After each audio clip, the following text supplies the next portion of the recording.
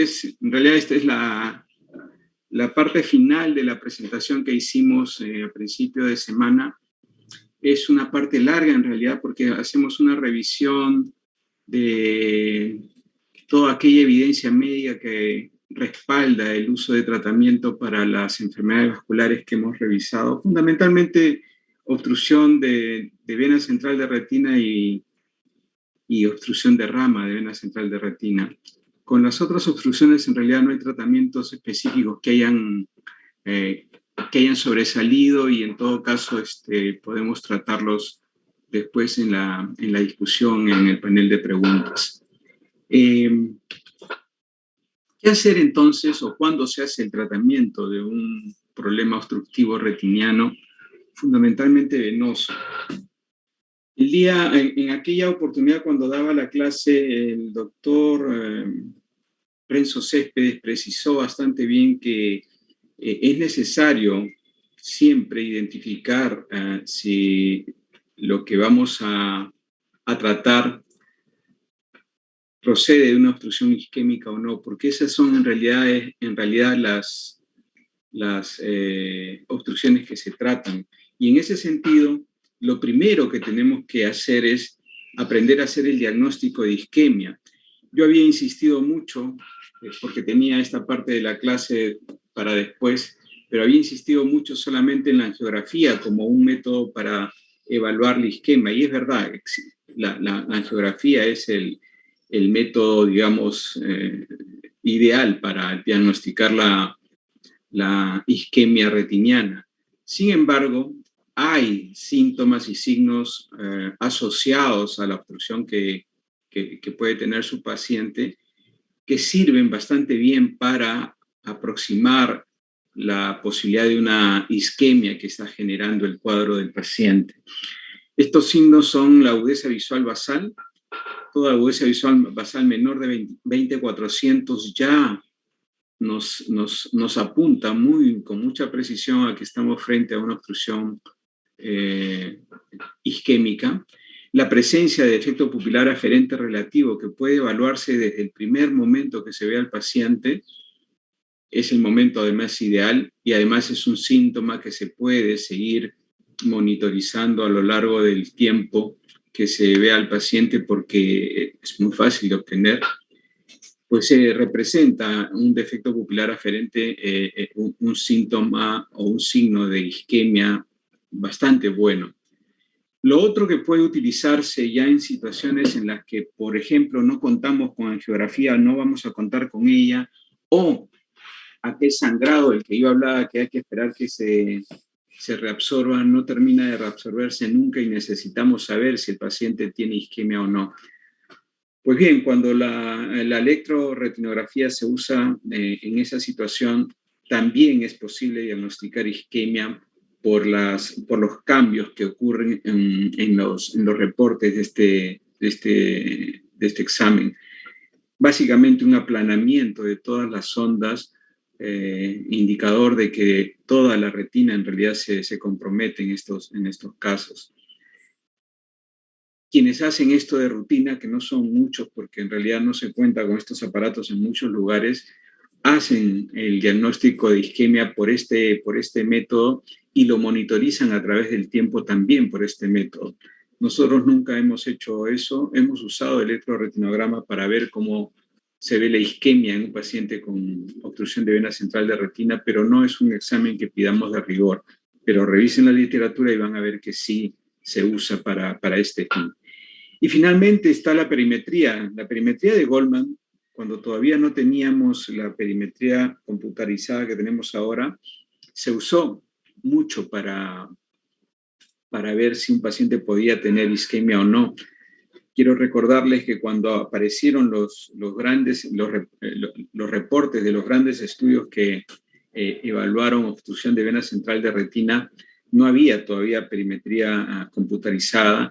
Todos los campos visuales en aquel entonces se hacían con perimetría de Goldman y se usó finalmente este examen para también evaluar qué posibilidades de isquemia podía tener el paciente.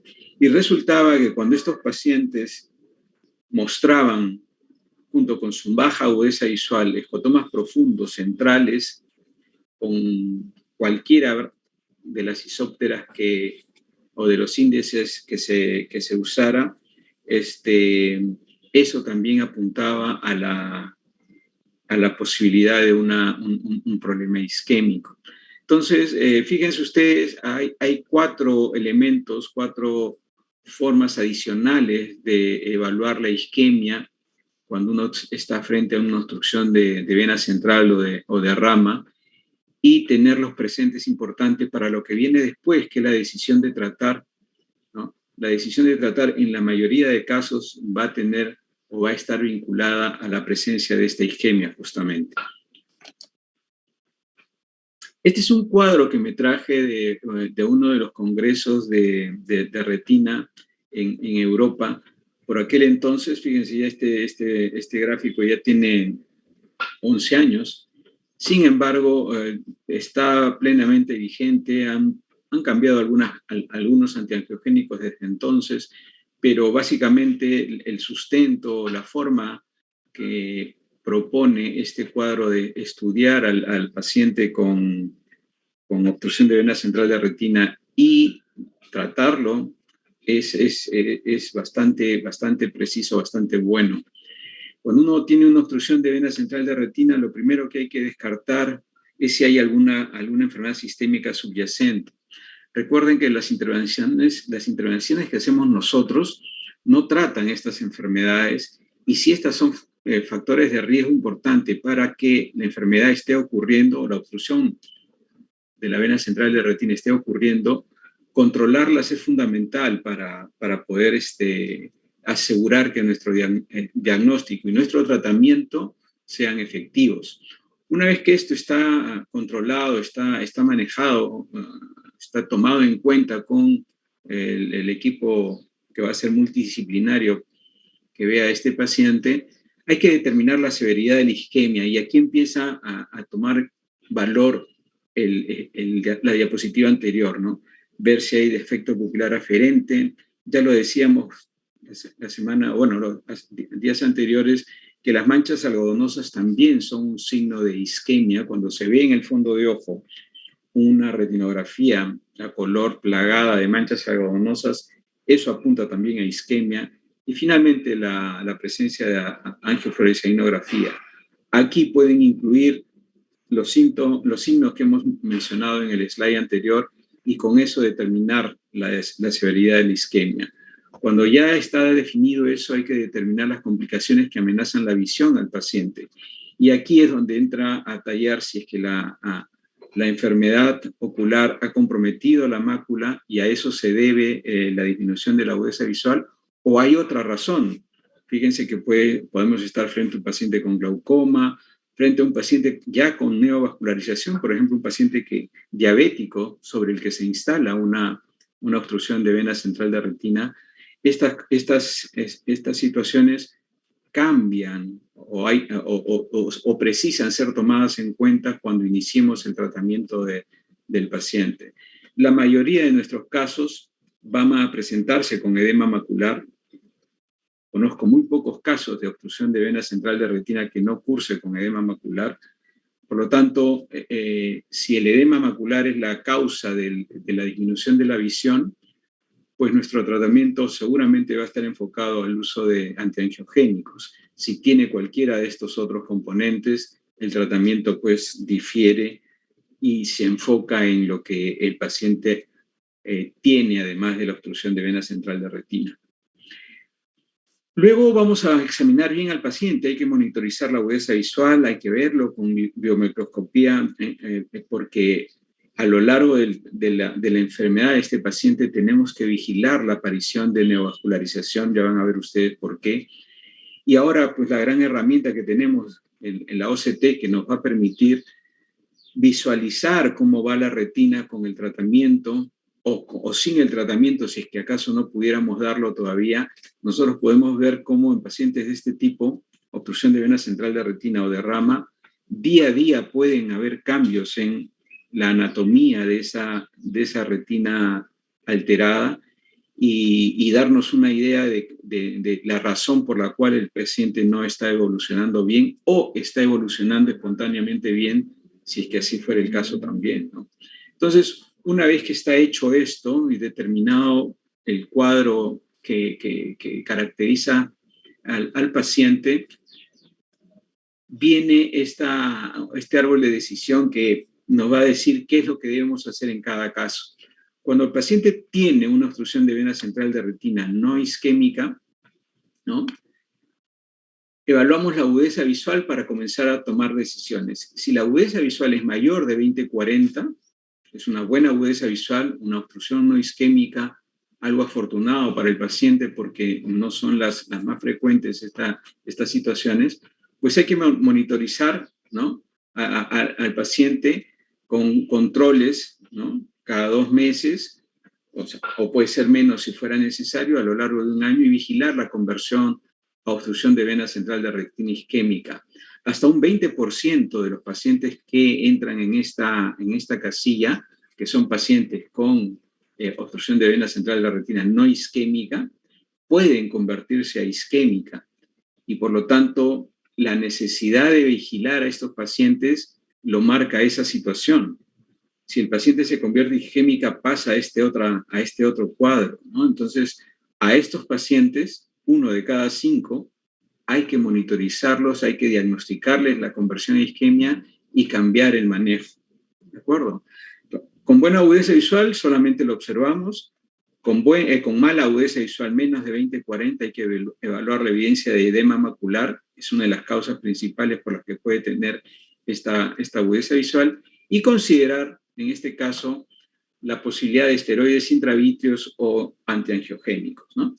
Entonces, en estos casos con buena agudeza visual, pero presencia de edema, ya comenzamos con el tratamiento específico intravítreo, que puede ser esteroides o pueden ser antiangiogénicos. Ya después vamos a hablar un poco sobre cómo ha ido evolucionando la decisión entre usar esteroides o antiangiogénicos, pero ¿qué es el cuadro? Con la idea de que ya desde este momento, con agudezas visuales menores de 20/40 en obstrucciones no isquémicas, empezamos los tratamientos intravítreos.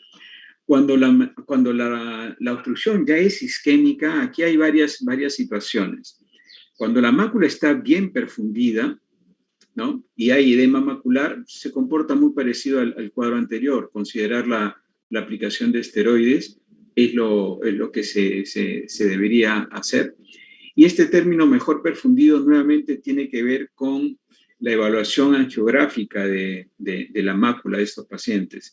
Sea por angiografía convencional o sea por angio-CT, determinar si la mácula está perfundida es importante para determinar el pronóstico visual. Igual se les va a tratar con antiangiogénicos, pero la presencia de isquemia macular, como ven en el cuadro siguiente, sí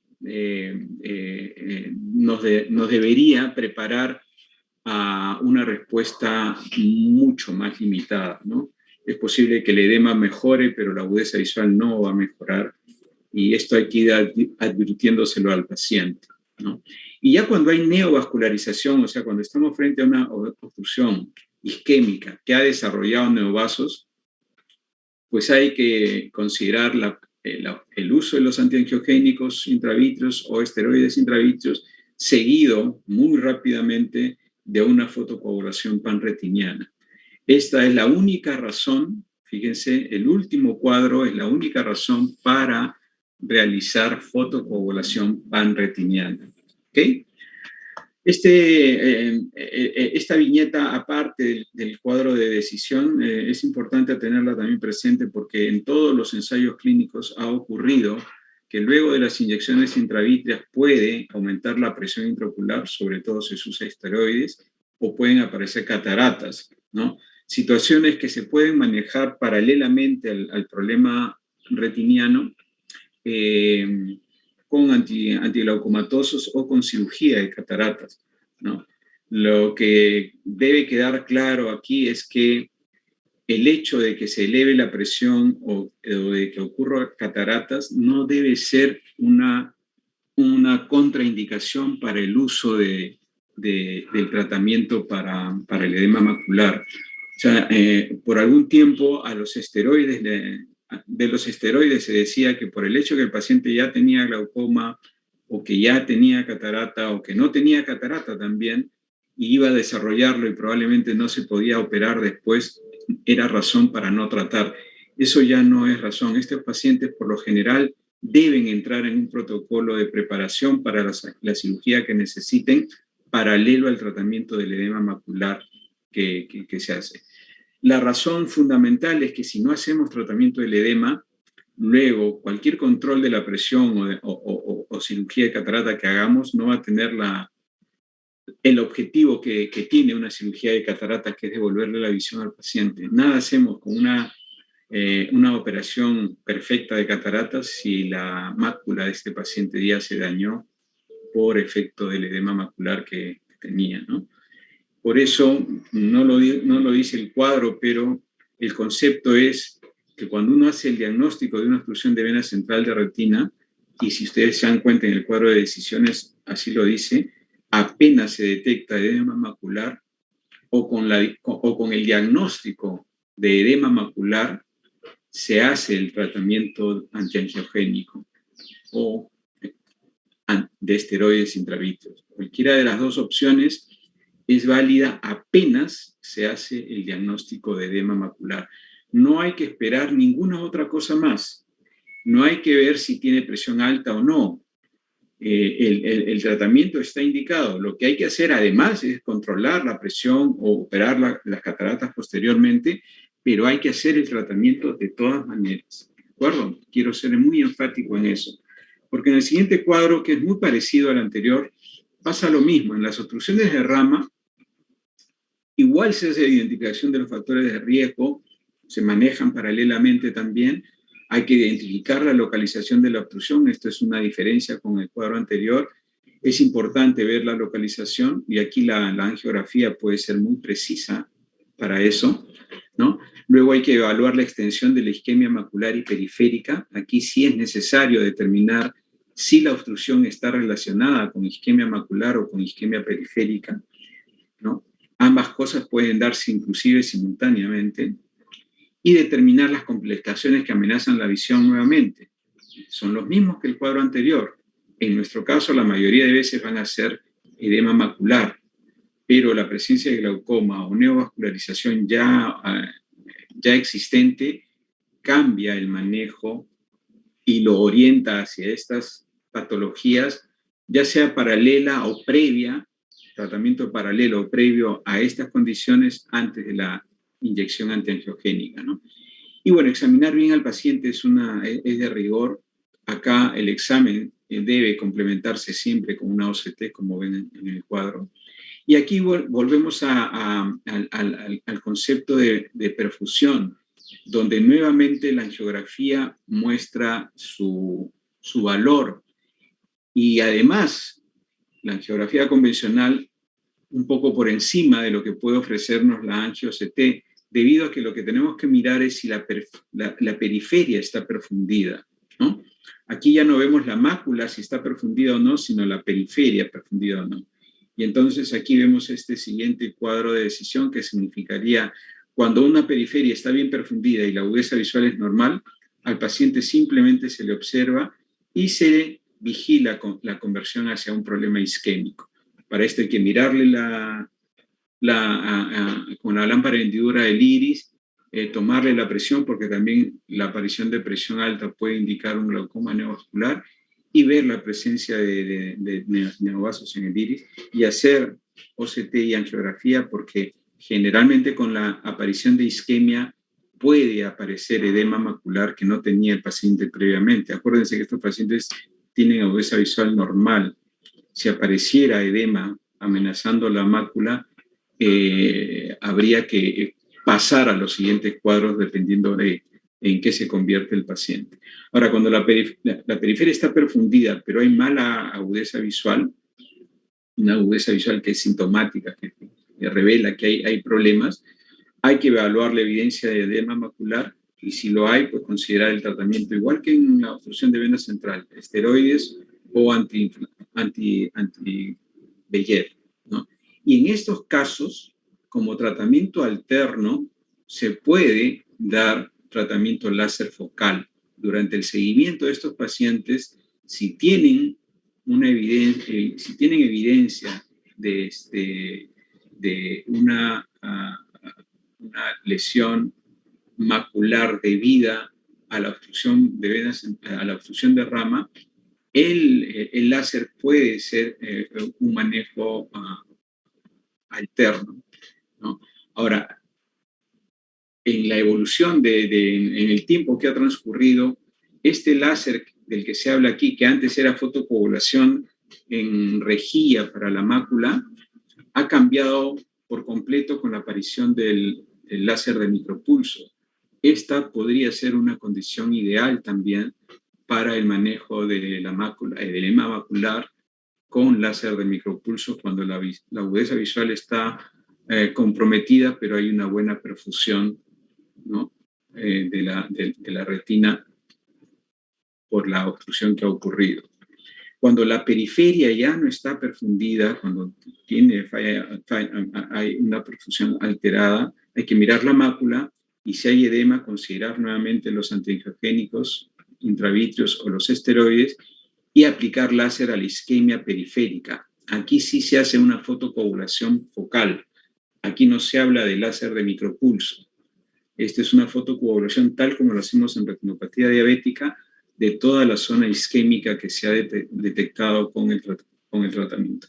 Aquí el láser es a la mácula y por lo tanto la mejor opción, antes que la rejilla macular que se usaba en el ETDRS, aquí lo que es mejor ahora es el láser de micropulsos cuando no contamos con estos tratamientos. ¿Okay? Ya cuando hay isquemia macular, la situación cambia por completo. Aquí hay que tomar en cuenta que en los primeros 3 meses vamos a definir el futuro de esta mácula funcionalmente hablando. En los primeros 3 meses después del diagnóstico, hay que aplicar los antiangiogénicos y ver la evolución, ¿no? Por lo general, cuando hay isquemia macular, debemos prepararnos a que la evolución sea tórpida. Si en 3 meses no hemos logrado mejorar, sea con el antiangiogénico, con los esteroides o con el láser a la isquemia periférica, no hemos logrado controlar o mejorar la agudeza visual, es porque la isquemia macular está afectando al paciente y probablemente no la vayamos a controlar más después de estos 3 meses, ¿no? O sea, le damos 3 meses al paciente para ver si mejora. Si en esos 3 meses no mejora, hay que ir hablando con el paciente y decirle que es muy poco probable que consigamos mejor visión en el futuro con más inyecciones, ¿no? Y cuando hay neovascularización, porque sí puede haber neovascularización cuando uno tiene una obstrucción de rama, entonces hay que estar mirando siempre la presencia de neovascularización tanto en la retina como en el segmento anterior. Aquí pues lo que hay que hacer es hacer láser en las áreas de isquemias, ¿no? Y considerar probablemente antes de los 3 meses igualmente tratar la mácula con tratamiento intravítreo. Y en estos casos de neovascularización bien tratada, si no hay isquemia macular, sí puede haber una mejoría, pero sigue siendo la evidencia limitada, pero es mejor que cuando hay isquemia macular, de hecho. O sea, la presencia de neovascularización nos habla de que hemos empezado a tratar al paciente probablemente muy tarde, ¿no? Pero la mácula todavía está indemne, está todavía perfundida y tiene chances de mejorar. En este caso, cuando hay isquemia macular, cuando la podemos ver antes de empezar el tratamiento, debemos prepararnos a una evolución muy mala y probablemente llegar a la conclusión después de la tercera inyección que no tenemos nada que hacer por ese paciente. ¿Ok? Entonces, guárdense estos 2 cuadros, son muy, muy sencillos, muy fáciles de aplicar y tenerlos presentes cuando se enfrenten a un paciente con obstrucción de vena, obstrucción de rama venosa, va a ser siempre muy útil, ¿no? Ahora vamos a revisar más bien qué dice la evidencia de todo esto, ¿no? Cuando preparaba yo esta clase era en el 2020, por entonces, fíjense, habían 144 trabajos desde 1977 que empezaron los estudios los grandes estudios multicéntricos de la vena central, de la obstrucción de vena central de la retina, la información fue creciendo muy rápido y ha seguido creciendo. Acabo de hacer la revisión de lo que ha ocurrido hasta el 2022 y fíjense, siguió creciendo en el 2021 y ya tenemos unos cuantos en lo que va del 2022. El número de artículos ha pasado de 1771 a 1940. O sea, este tipo de problemas nos demanda pues mucha lectura, estar al tanto de los cambios que pueden, no de los cambios, más bien de los nuevos aportes que pueden haber al tratamiento de estas dos condiciones, ¿no? Pero sigue habiendo información, sigue produciéndose mucha información sobre obstrucción de vena central de retina y obstrucción de rama de vena central de retina. Yo voy a revisar ahora con ustedes brevemente algunos estudios sistemáticos, revisiones sistemáticas que se han hecho sobre el tratamiento para la obstrucción de vena central de retina, evaluando tanto la eficacia como la seguridad. Y basados en este primer artículo que se los recomiendo, es muy bueno para comenzar a empaparse de los tratamientos que han habido para estas condiciones.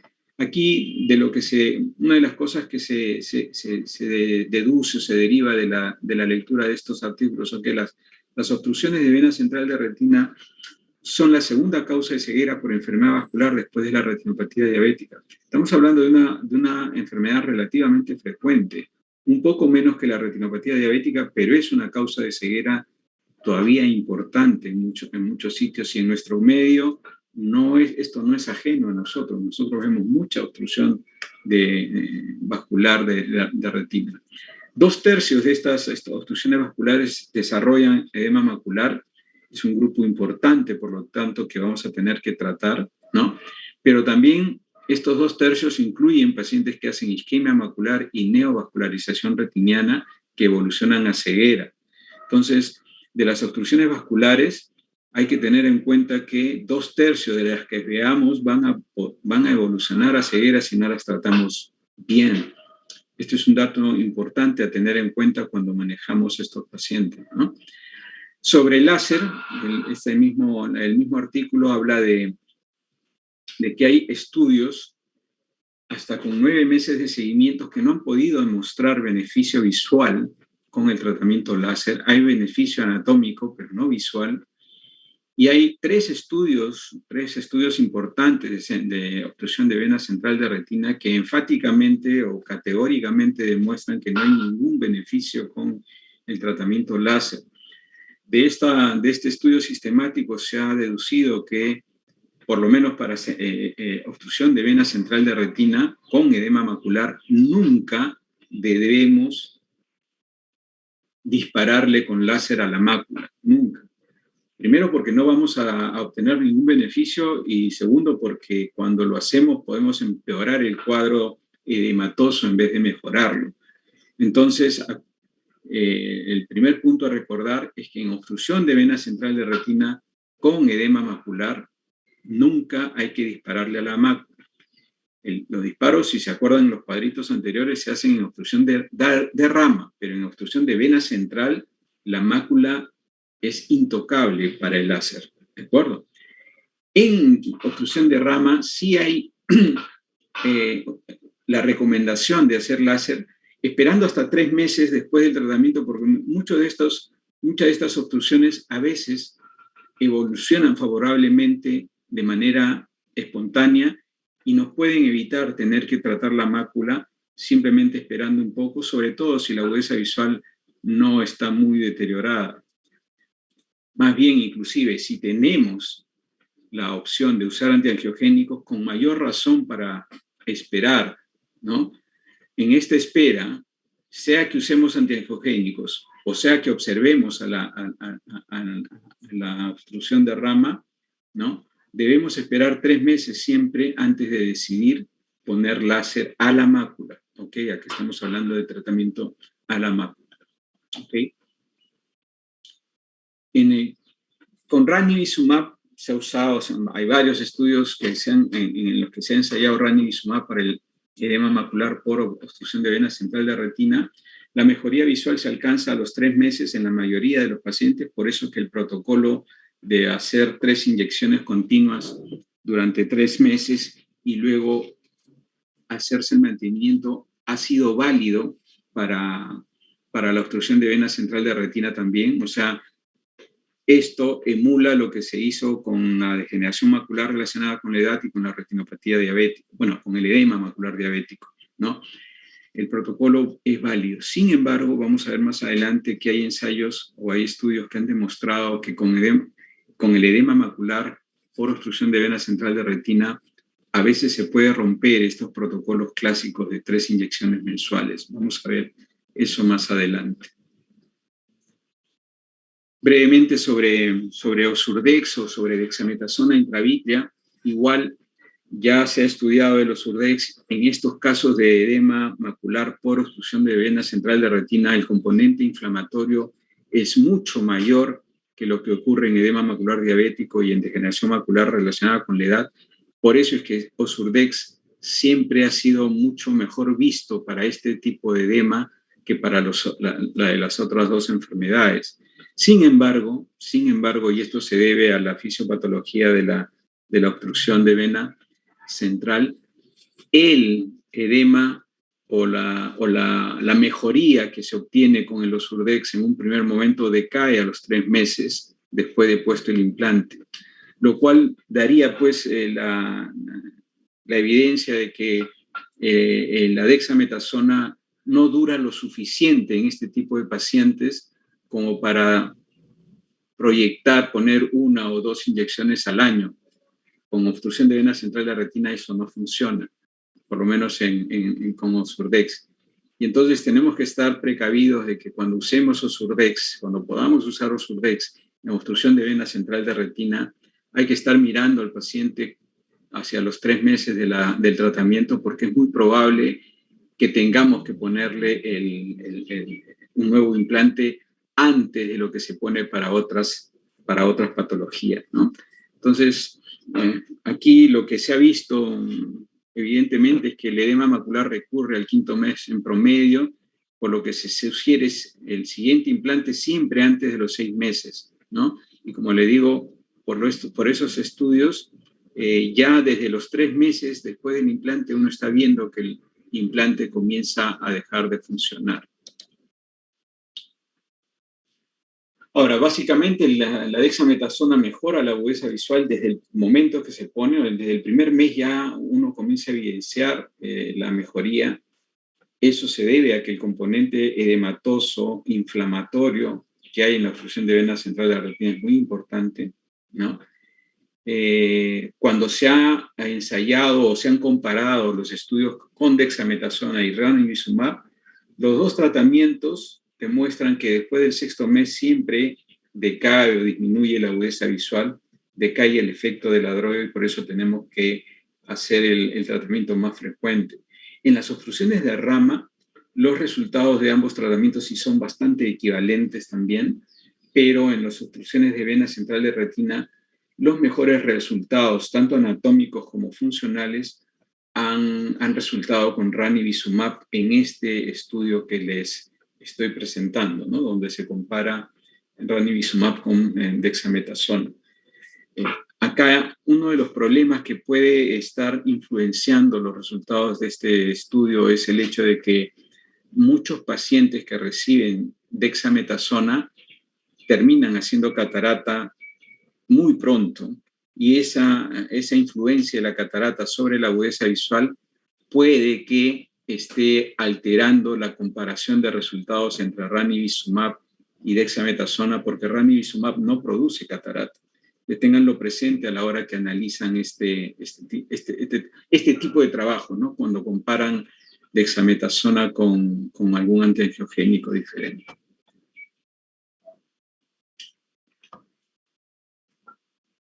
0.5 miligramos de ranibizumab ofrece los mejores resultados de agudeza visual mejor corregida a los 6 meses en obstrucciones de rama y los resultados son un poco mejores, inclusive en obstrucción de vena central de retina.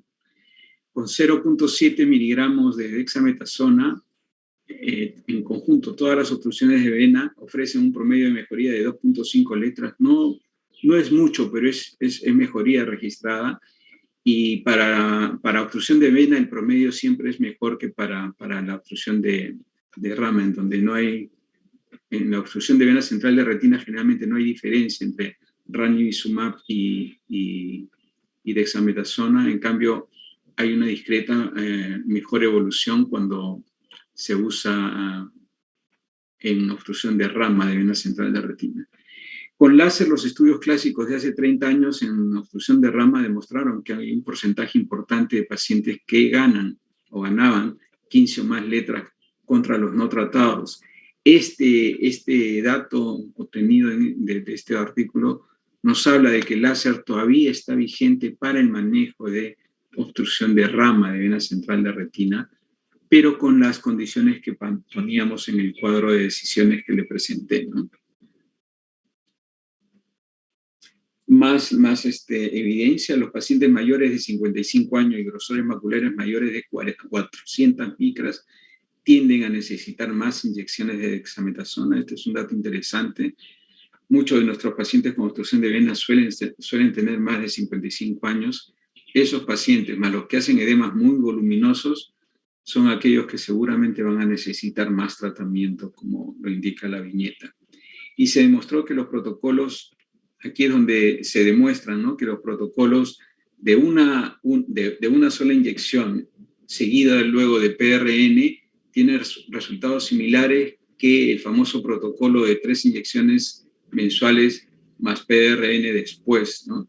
Este es un estudio, si no me equivoco, japonés, en donde ellos demostraron que en el caso de obstrucciones de vena central de retina, el protocolo puede variarse y podemos, en algunos casos, tener pacientes que con la primera dosis obtengan una mejoría muy importante y a partir de ese momento empieza el PRN y les va bastante bien, tan bien como les va a aquellos pacientes que reciben 3 dosis mensuales y luego reciben PRN. Hay un ahorro un poco significativo del número de inyecciones en este caso, pero digamos, se rompe el clásico protocolo que siempre nos han dicho que son 3 dosis para alcanzar la mejoría visual más importante que va a tener el paciente. Les repito, revisen este artículo y van a enterarse que hay situaciones en las que puede ser diferente, ¿no? Para los intereses de este lado del mundo, para los intereses nuestros, bevacizumab no ha sido inferior a aflibercept en la mejoría de la agudeza visual luego de 6 meses de tratamiento, ¿no? Cuando ha sido comparado con aflibercept, bevacizumab se comporta muy parecido. Los jóvenes y scores de agudeza visual bajos de inicio correlacionan generalmente con mejores resultados de la visión a 6 meses de seguimiento. Esto es interesante, ¿no? Uno podría pensar que cuando tiene una agudeza visual muy baja el paciente es porque la lesión es más grave y probablemente el daño sea mayor. Pero en estos casos de pacientes con obstrucción de rama de vena central de retina, puede ocurrir que el edema sea tan severo que está dando mala agudeza visual, pero la corrección con el tratamiento es tan significativa que resulta que estos pacientes terminan mejorando más que los pacientes que tienen agudezas visuales mejores, ¿no? En esto se basa un poco la decisión de tratar por encima de 20/40 o antes de 20/40 que se menciona en los cuadros de decisión que les presenté al principio, ¿no? Ahora, con aflibercept siempre se han obtenido mejores resultados anatómicos. Esto es una constante para esta y para las otras patologías que se tratan con aflibercept también.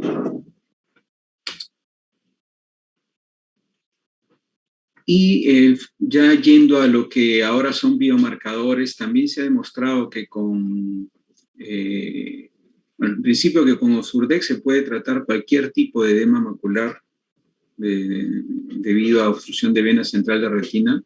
Todos los tipos de edema macular que pudiéramos encontrar responden bien a Osurdex.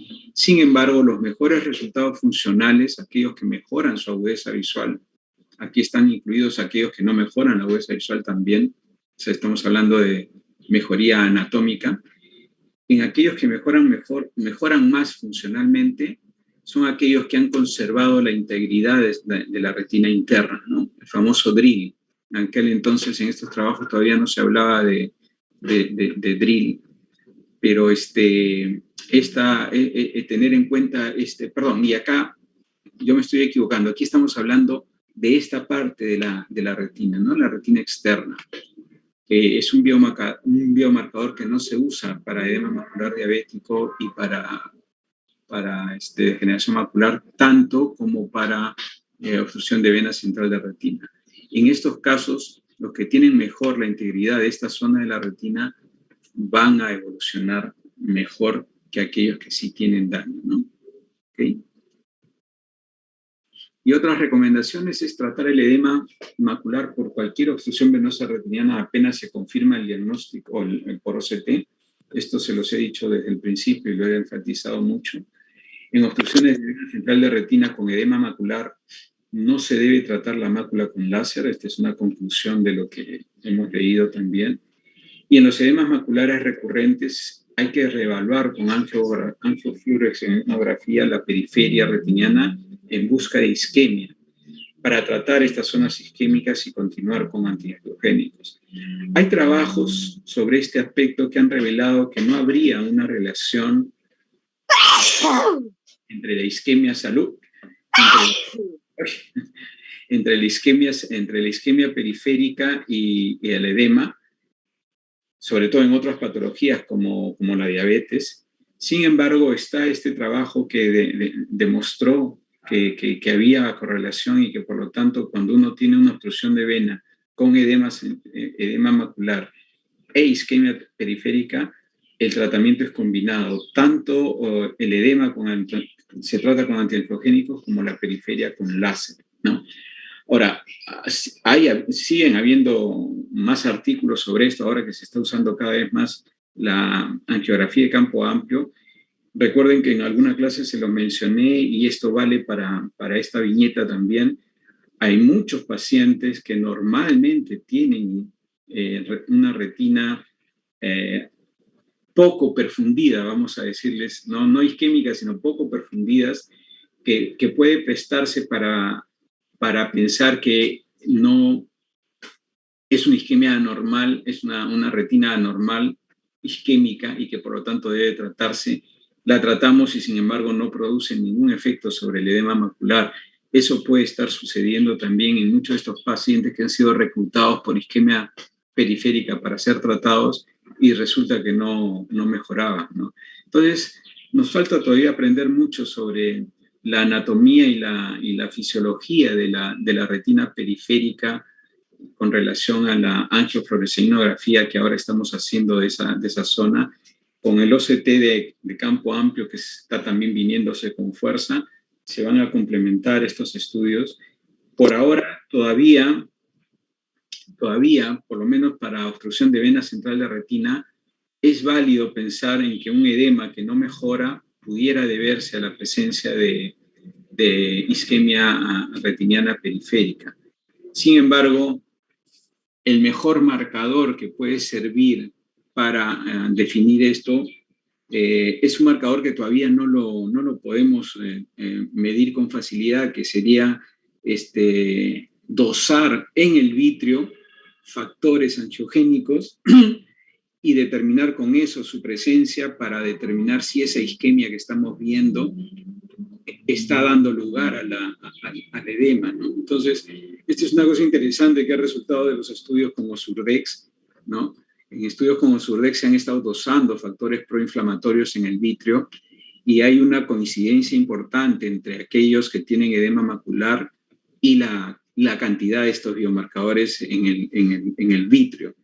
Probablemente en el futuro se pueda dosar con más facilidad estos biomarcadores, asociarlos a la presencia de isquemia periférica y bueno, cuando ocurra isquemia y aumento de biomarcadores en el vitrio, recién podamos dispararle a la periferia con más autoridad, ¿no? Con más evidencia científica de que vamos a conseguir mejorar el edema entonces, ¿no?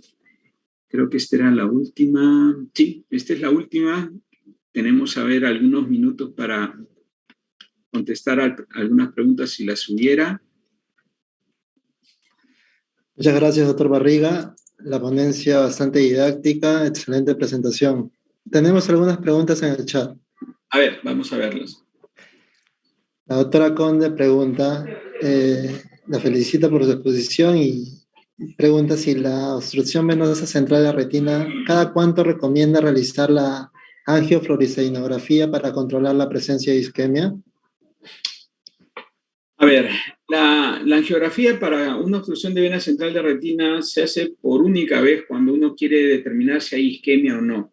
En el momento que uno hace el diagnóstico de isquemia, ya no necesita más seguimiento, ¿no? O sea, a mi juicio es un procedimiento diagnóstico. Una vez que se define la presencia de isquemia, hacer nuevas angiografías no va a cambiar la situación. Ahora, cuando se interviene, es igual que en la diabetes. Cuando uno interviene una obstrucción de vena central de la retina isquémica con fotocoagulación, se estila siempre hacer una nueva angiografía para verificar si la fotocoagulación panretiniana ha abarcado o ha conseguido involucionar toda esa isquemia que se vio. Pero cuando uno está haciendo el diagnóstico sin intervenir, no es necesario hacer angiografías periódicamente, ¿no? Solamente se usa la angiografía hasta el momento que se hace el diagnóstico de isquemia. Ahora, aquí resulta importante añadir lo que hablábamos en las clases anteriores, ¿no? Por eso esto marca la importancia de hacer la angiografía cuando ya la hemorragia retiniana se ha disipado, ¿no? Porque si no, claro, uno podría estar haciendo angiografías a repetición porque no vio por las hemorragias lo que quería ver. Entonces, ahí lo mejor es esperar que desaparezcan las hemorragias, se minimice por lo menos la cantidad de hemorragias y luego hacer la angiografía. Ahora, si uno quiere averiguar si hay isquemia antes de lograr esa angiografía que revele la isquemia, pues puede valerse de los otros signos que hemos hablado, ¿no? Como está la agudeza visual, hay de paro o no, si se le puede hacer un campo visual al paciente, si hay escotomas profundos, centrales, y bueno, si hay electroretinograma, pues hacerle un electroretinograma. Eso también es válido para determinar la presencia de isquemia. Igual no le vamos a poder hacer tratamiento láser hasta que las hemorragias no se disipen. Acuérdense que no se puede disparar láser a una hemorragia. Vamos a quemar parte de retina que no queremos quemar, ¿no? Entonces, ténganlo presente también. O sea, no hay mucho apuro por determinar si hay isquemia desde el punto de vista angiográfico. Sí es importante determinar si hay isquemia pronto para advertir qué es lo que puede pasar con el paciente después, y por eso hay que hacerle el examen completo. Pero la angiografía, para determinar la zona de isquemia que haya, uno puede esperar, ¿no? A que estén las condiciones dadas para que la angiografía salga bien. ¿Ok? Muchas gracias, doctor. Tenemos otra